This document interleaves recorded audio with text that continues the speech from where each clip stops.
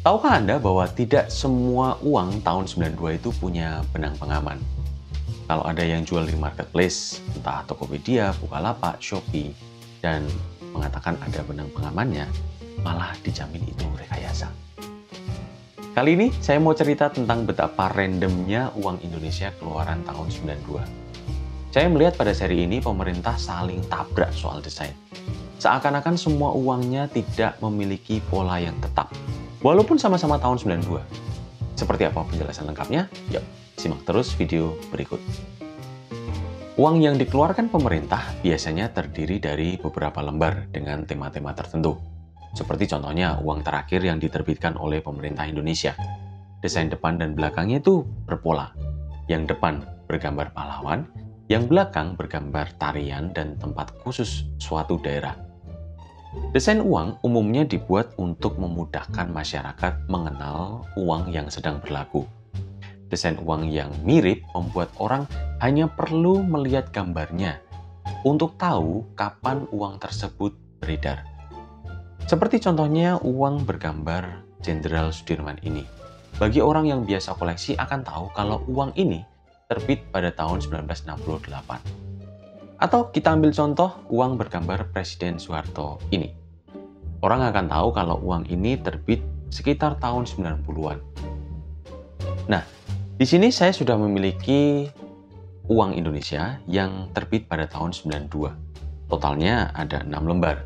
Mulai dari pecahan 100 pinisi, 500 orangutan, 1000 Danau Toba, 5000 Sasando, 10.000 Hamengku, dan 20.000 Cendrawasih.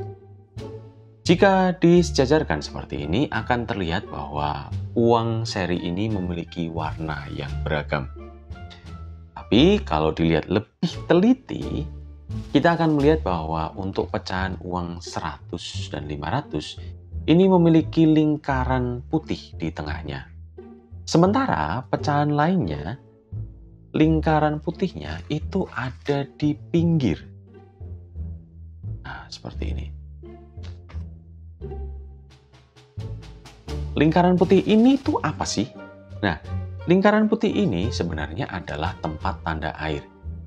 Jadi, bagaimana bisa hanya 2 yang lingkaran tanda airnya di tengah, sementara yang lainnya ini ada di pinggir?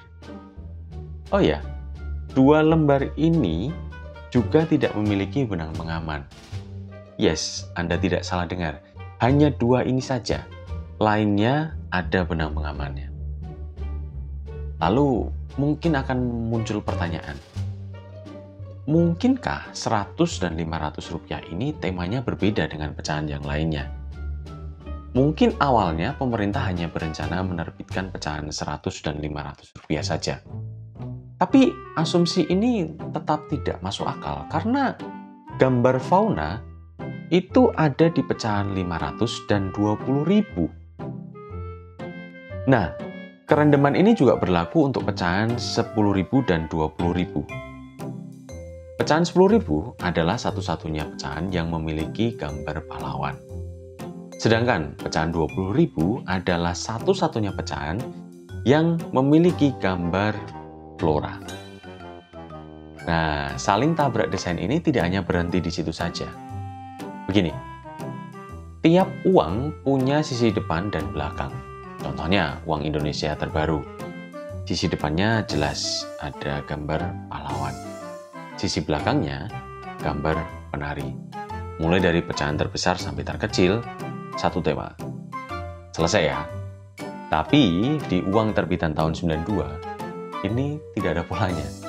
Kita mulai dari yang 100 pinisi ini. Umumnya, kolektor akan sepakat bahwa sisi depan uang adalah yang memiliki tanda tangan dan atau kalimat nominal ini. Untuk pecahan 100 pinisi, sisi depannya bergambar perahu pinisi, jelas. Sedangkan sisi belakangnya bergambar pemandangan anak gunung Krakatau. Jika dibandingkan dengan pecahan 500 rupiah, tentu tidak seimbang karena sisi depan 500 rupiah itu gambarnya fauna. Dan sisi belakangnya itu bergambar rumah adat. Jika dibandingkan lagi ke pecahan 1.000 rupiah, gambar pemandangan uniknya itu malah ada di sisi depan. Ini tanda tangannya di sini. Jadi ini adalah sisi depannya. Kalau lanjut lagi ke 5000 Sasando, gambar pemandangannya akan ada di belakang lagi. Yang pecahan 10.000 Hamengku, pemandangannya juga ada di belakang. So, what happened here? Kenapa sangat random ya? Ya, saya pun tidak tahu. Mungkin memang betul, awalnya uang ini tidak direncanakan untuk terbit di tahun yang sama. Atau mungkin sebenarnya tidak cocok kalau dijadikan dalam satu kelompok. Nah, jika ada dari Anda yang punya info lebih terkait kerandoman ini, boleh deh coret-coret di bawah. Sebagai kesimpulan, menurut saya hanya ada beberapa pecahan dari seri 92 yang satu tema. Itu pun sebenarnya tidak 100% sama. Pecahan itu adalah 100 pinisi, 1000 Danau Toba, dan 5000 Sasando. Tetapi, yang 1000 Danau Toba harusnya yang sisi depannya adalah lompat batu. Jadi tanda tangannya ada di sini. Dengan begini, yang depan akan bertema kebudayaan, yang belakang akan bertema pemandangan. Nah, untuk yang pecahan 500 dan 20.000, ya masih bisa lah jadi satu tema, walaupun menurut saya terlalu dipaksakan. Karena sekali lagi, uang 20.000 cendrawasih ini gambarnya flora fauna. Sedangkan 500 orang utan ini bergambar fauna dan rumah adat. Bagaimana menurut Anda? Sekian dulu video dari saya. Jika ada yang punya pendapat lain, silahkan tulis di kolom komentar. Jika ada yang punya uang kuno dan berminat menjualnya, di deskripsi sudah saya tulis IG dan email saya. Silahkan hubungi saya di situ. Peace out.